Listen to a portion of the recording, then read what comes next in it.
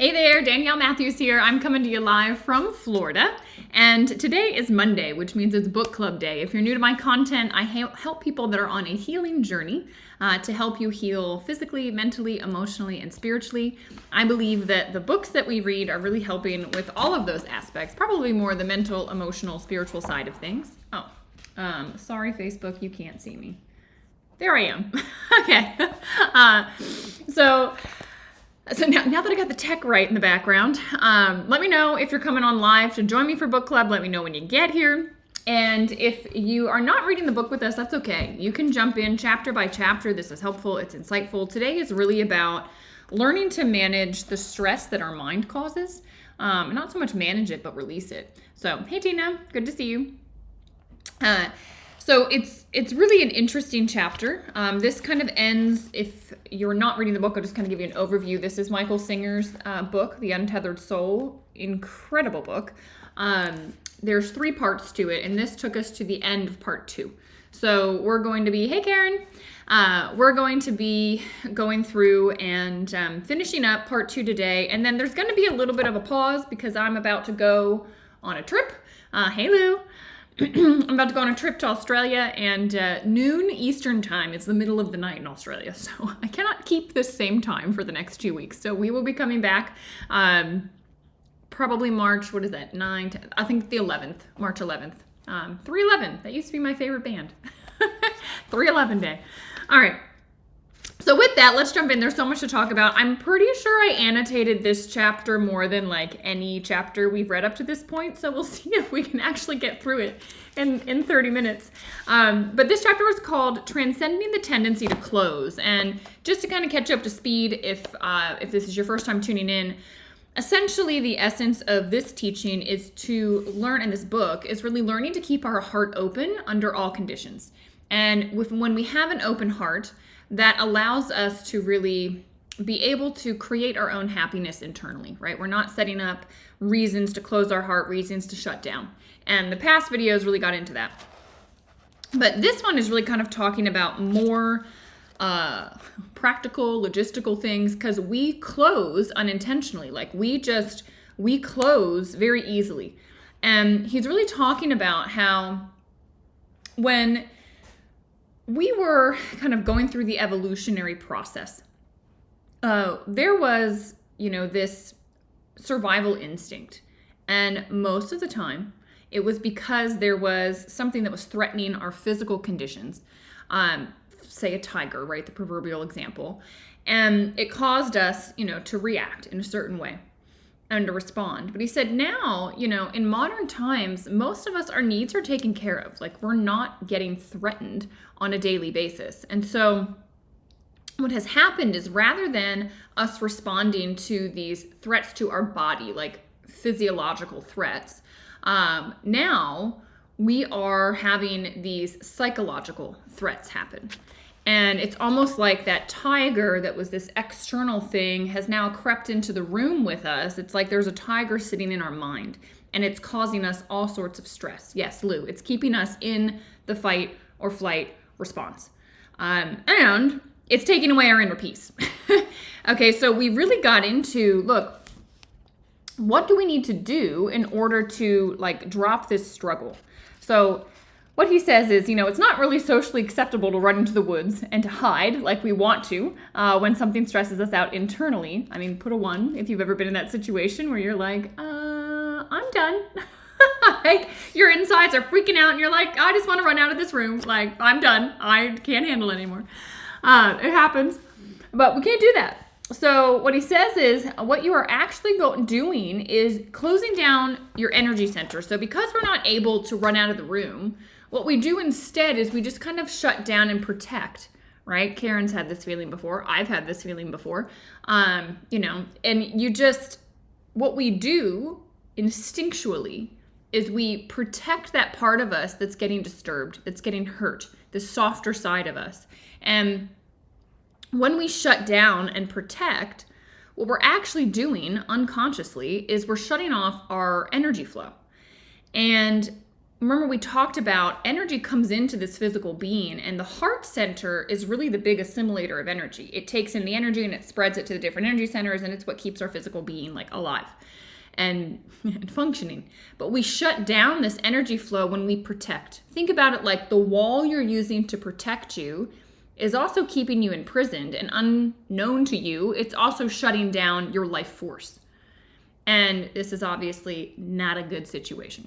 Okay, so he's really talking about, well, how do we stop that habitual close? Because look, we're wanting to just like protect ourselves. He's teaching us how to not have to feel the need to protect. Yeah, exactly, Lou. It creates blocking, it creates stagnation, all of those things happen. But it's really an emotional response. He says, when you close down and protect yourself, you are pulling a shell around the part of you that is weak. There's not a physical attack taking place. You are protecting your ego or self-concept.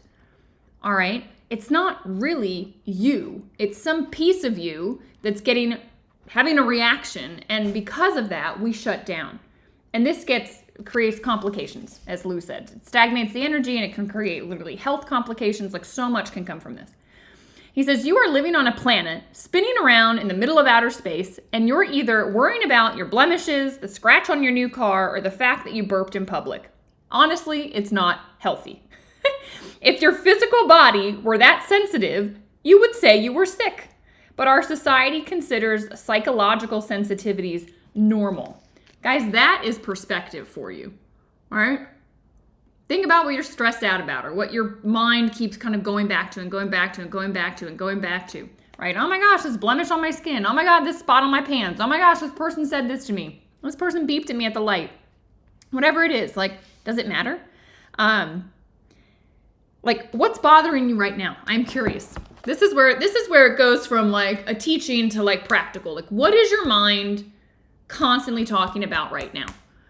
And you're like, good Lord, like what is coming to your mind that it's like ruminating on, right? Like, what is it ruminating on? It might be a conversation that you had. It might be a situation from the past. It might be something that happened.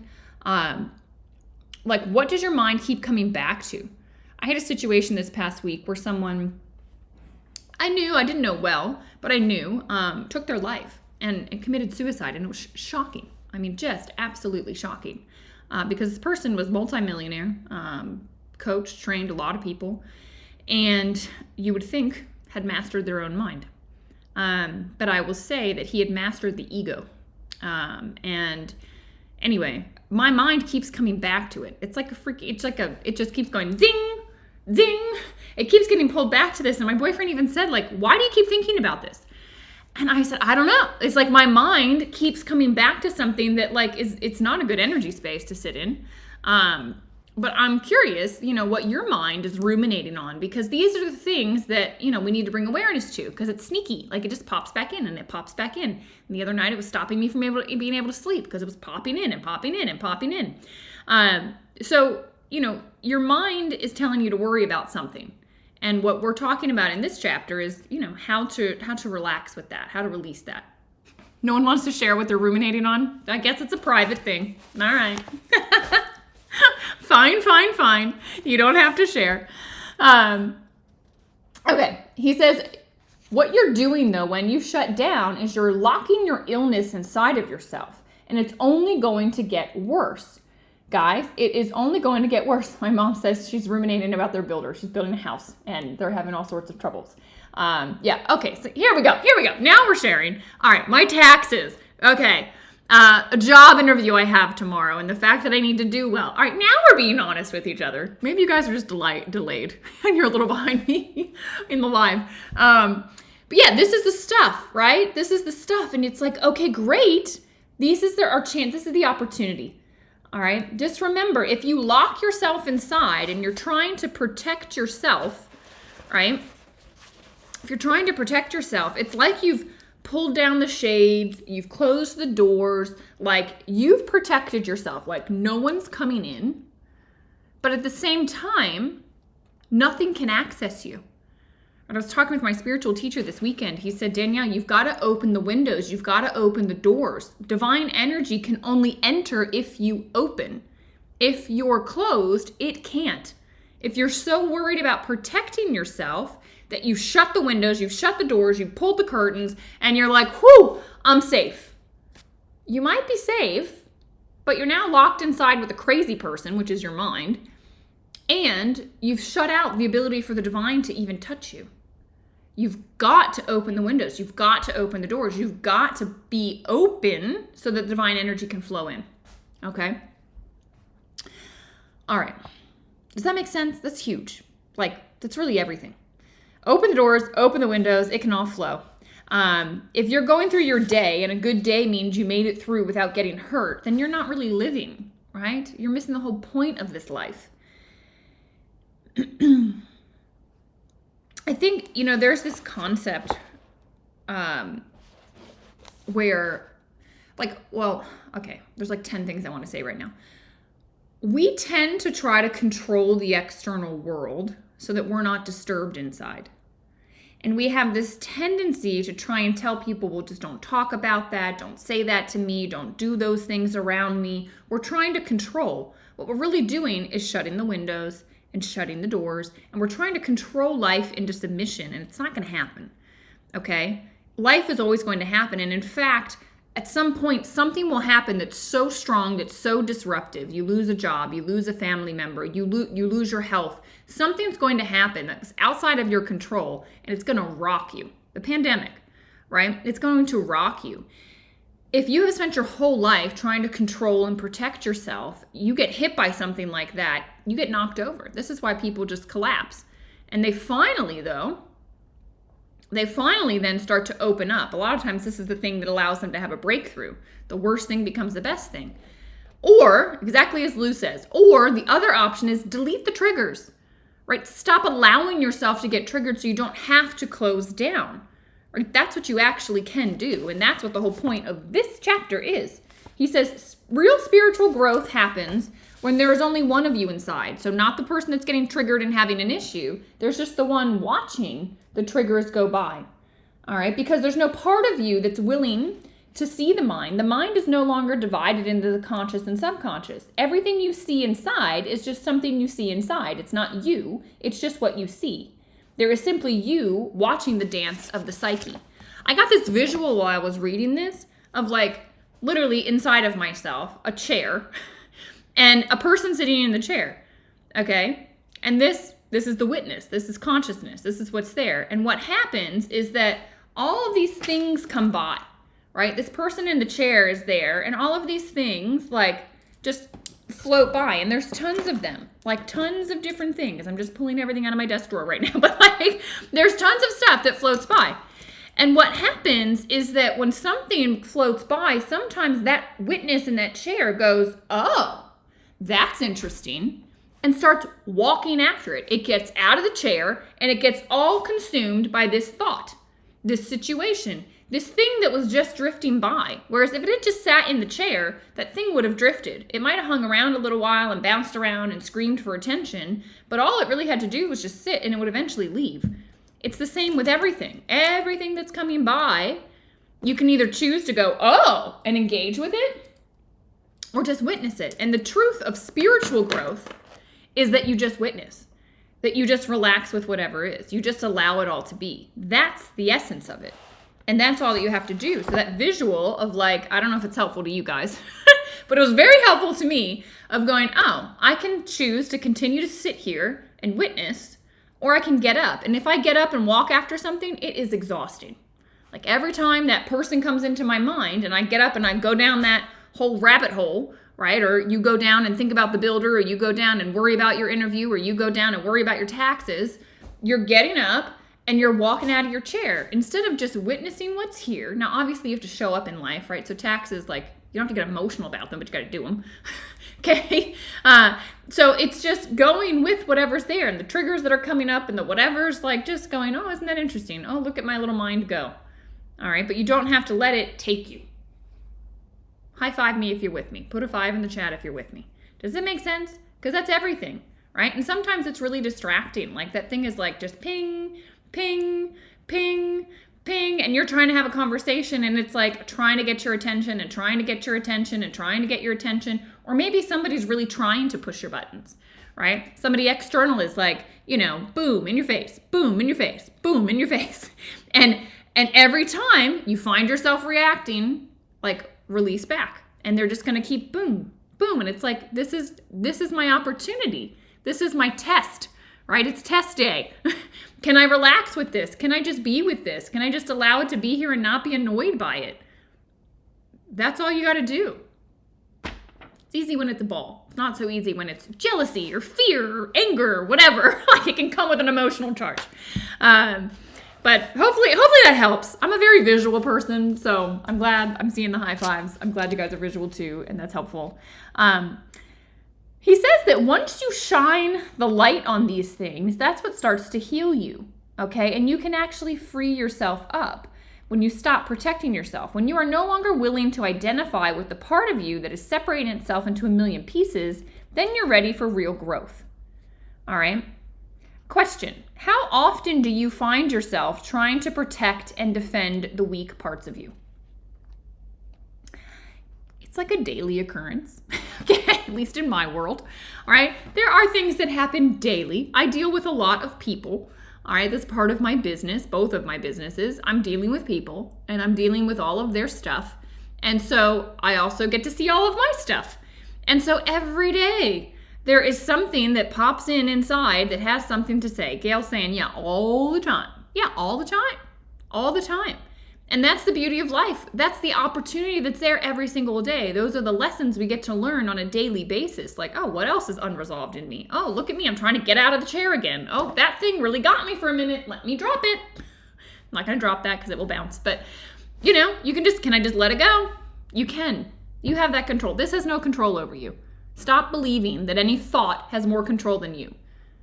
You have way more control than any thought. Understand that. It has no power except the power that you give it. No power, but the power that you give it. Does that make sense? It coming through like this or like this has no power. If you choose to focus on it, and then it's all you can see, right? All you can see, then you're giving it power.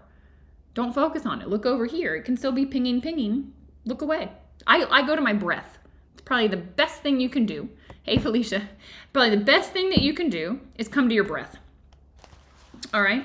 He says, you feel like the world wants to get at you, don't you sometimes?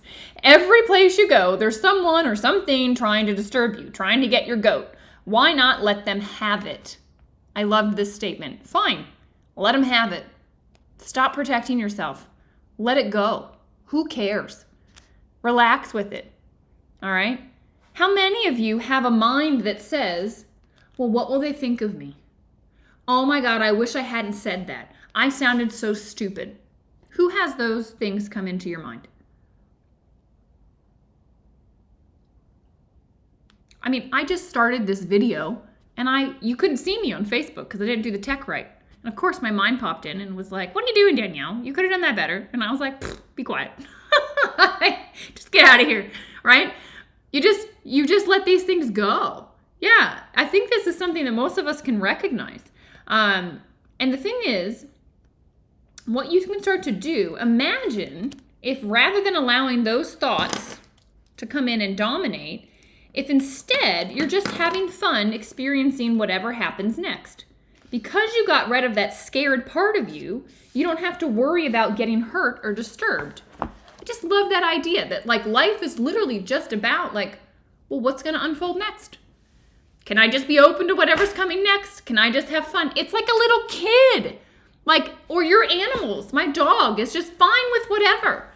I mean, we lost our cat and they were best friends. Every morning, those two, the cat would come inside, Bodhi would lick the cat would be purring, he and Coco were like this every morning. The cat sat at the window looking at him. Bodhi looked at him until I let him in. They're like this. My dog is not sad that the cat has stopped showing up, that we've lost the dog or the cat. We haven't lost the dog. Dog's still here. But he's fine with whatever is. He's just accepting whatever's going to unfold in life next. Just like when the cat showed up, he was like, what's this? Who's this? right? And he accepted that the cat was here, and he's just as accepting that the cat's not here.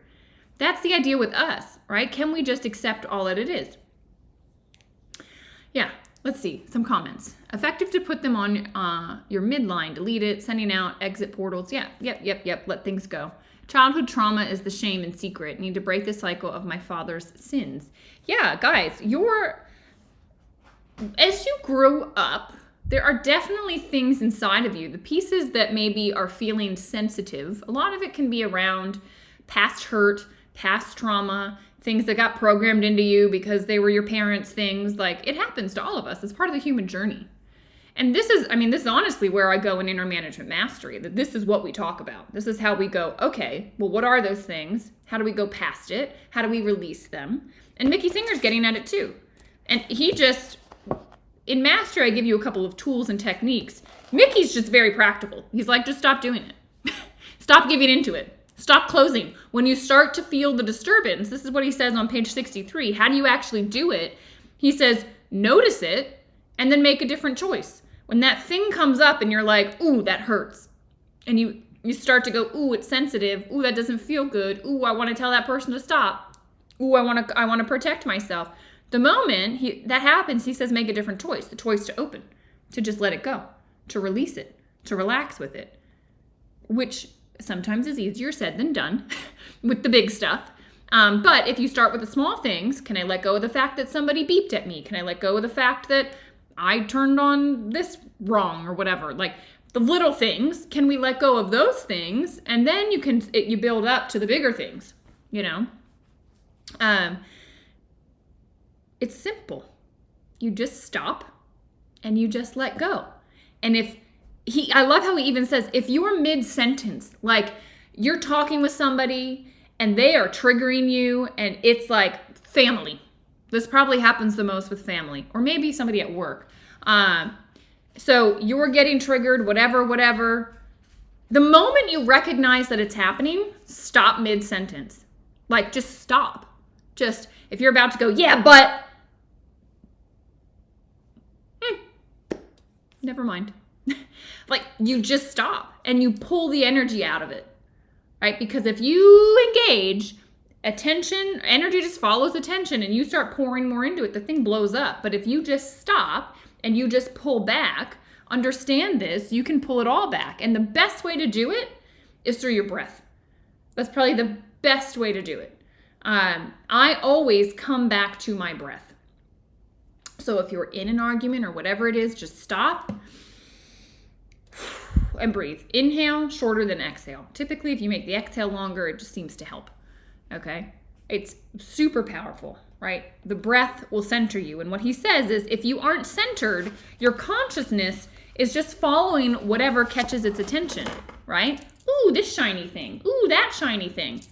Oh, look at this, right? Ooh, this one's really pretty, you know? And so your consciousness is just all over the map with this stuff, right? And its energy is getting depleted into the mind stuff rather than, you know, that same energy, life force going into healing your body, going into digestion, going into, you know, your intuition, going into all of these things that are way better served. Okay, so if you're sitting in your seat and this shiny object comes by, just witness it. And sometimes the shiny object is an emotion. Okay? Just witness it. You don't have to engage with it. You can just go, oh, isn't that interesting? That one used to really catch me. And then it is eventually going to go. There's this concept in yoga called pratyahara, which means the withdrawal of attention. And so when you get this pretty thing that pops up, right, whatever it might be, I always use the example of ice cream because ice cream always gets me. I want ice cream. When that comes up, you just withdraw attention from it. Okay, so rather than usually you're like, ice cream, and you go for it, now you just let it be. And when you withdraw attention, all of a sudden it starts to wither. It's like a child having a temper tantrum, or my dog when he's asking for something. Like, he'll get in my face sometimes when he wants something. He'll nudge me. He'll give me his paw. He'll sit and look all cute. Sometimes he'll start talking, you know, like he's trying to get me. That's this. But if I just ignore him, like he was doing it right before I got on this call, he wanted to go out. He kept nosing the doorknob. And I was like, no. I just ignored him, and guess what? He's laying down, sleeping in his bed now. Pratyahara. I just withdrew attention. You get to do the same thing. This has no power except the power that you give it. Stop giving it your power. Right? All right. Let's see. There's so much. I got like 5 minutes and still like 4 or 5 pages. All right. What were the big things? Anything that you guys pulled from this chapter, please put it in the chat. Anything you wanted to talk about or discuss, or like what popped out to you. He says, if you use your inner willpower to not go with it and just remain seated within, you will notice that the distinction between the consciousness and the object of consciousness is like night and day.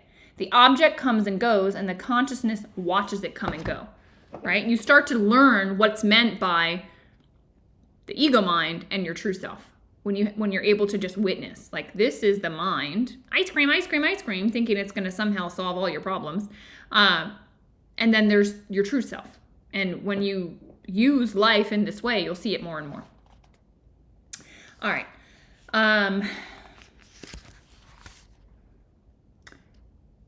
We kind of talked about this, I think, where, he really is getting into page 65. Only you can take inner freedom away from yourself or give it to yourself. Yes.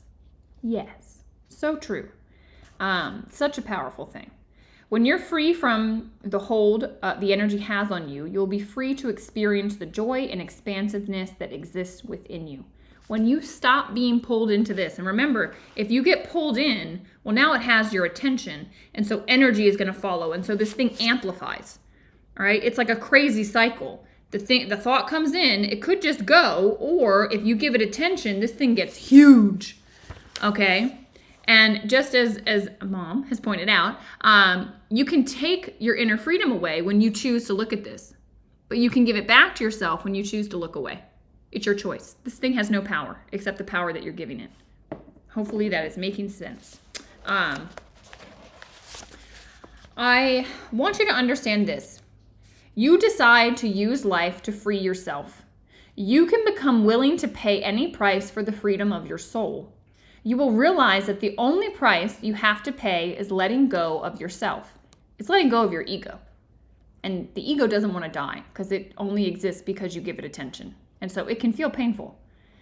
But only you can take inner freedom away from yourself or give it to yourself. Nobody else can. It doesn't matter what others do unless you decide that it matters to you.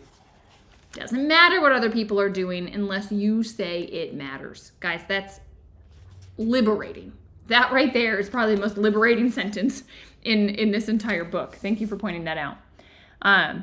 Just sit and watch these things, right? All humans have this. This is really just an exercise of will. Your center of consciousness is always stronger than the energy that's pulling it. You are stronger than any of this mind stuff, okay? You're stronger than it, but it's your willpower that you have to hone. There's nothing wrong with you. Everyone has feelings of fear and jealousy and anger and attraction, and just they're not you. That's the mind stuff. That's just the way the human mind is. It's a computer program. That's all it is. Do not think you would be free if those feelings didn't happen. Those feelings are going to happen. Realize you're not them. Realize you don't have to give them attention. All right? It's not true. If you can be free, even though you're having these kinds of feelings, then you're truly free, because they will always be there. There's always going to be something. But it's always better to let go, to open your heart, than to close it. That's the truth of it. Lou agreed. That's it, right? That is the nail.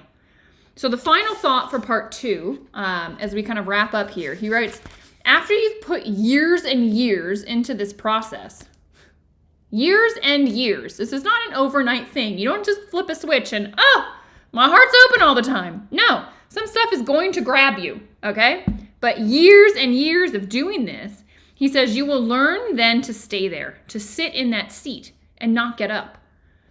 After you've put those years and years in, you will learn to let go no matter how deep the pain. You will achieve a great state. You will break the ultimate habit, the constant draw of the lower self. All of the shiny little things that your lower self gets distracted by. You will break that ultimate habit and the constant draw of the lower self, and you will then be free to explore the nature and source of your true being, pure consciousness. Guys, if you can commit to doing this again and again and again and again, then all of a sudden, this lower self, the ego mind, you release it, you release it, you release it, you release it. You're not getting distracted by it. All of these thoughts kind of drift away. You then get into the center of your consciousness. You're seated there. Now you can access the truth of who you are, which is the divine within you, your divine potential. That's where intuitions can come in. That's where creativity can flow. This is your true power. I watch people going out there doing personal development, and it's all about, well, just harness the mind and harness the willpower, and it's all ego driven, and it is limited because it's telling you that when you go out there and you get the certain material things, you get the whatever accomplishment, then you're going to be happy and just will yourself in and create your dreams. Like, it's lacking. It's lacking the fact that that's the lower part of you. There's even a bigger part, which is the seat of consciousness.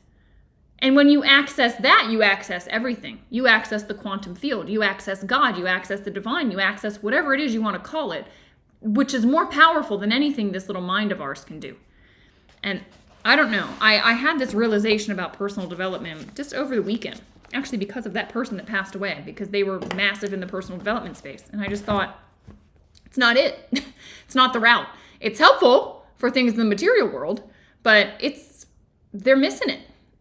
They're really missing it. You got to have the spiritual side of life. And that's really what it's about. Mind, body, spirit, right? Okay. Book club has to go on pause because I'm traveling. So this time I will be in Australia next week and the week after. So it's like the middle of the night, and it's like 4 a.m. or something crazy. So I won't be able to join. So we'll just put it on pause. I will be back. Where's the calendar? I think it's the 11th. Yes, 3/11 day. We talked about that at the beginning. So March 11th, we'll be back. We'll jump into part 3. So in the meantime, I think what would be amazing for all of us to do is to practice this concept. Release. The moment you're triggered, let go of it. Thank you for the safe travel wishes. Appreciate it. It's good to see you, by the way.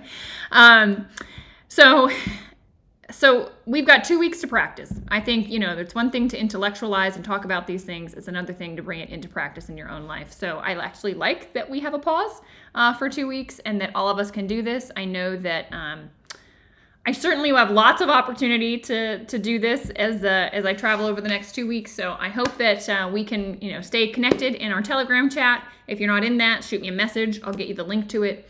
And have a wonderful, wonderful week. And I'll talk to you in a couple weeks, guys. Bye.